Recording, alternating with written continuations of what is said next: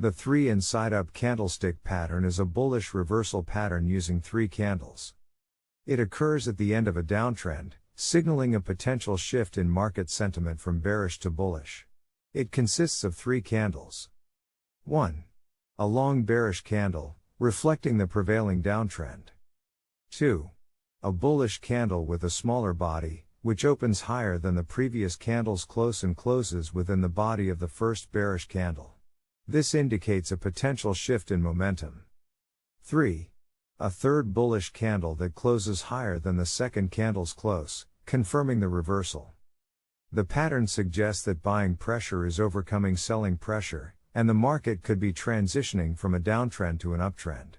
Traders may use the 3 and side up pattern as a potential entry signal for long positions, considering additional technical indicators and analysis to validate the trade. Thanks for watching.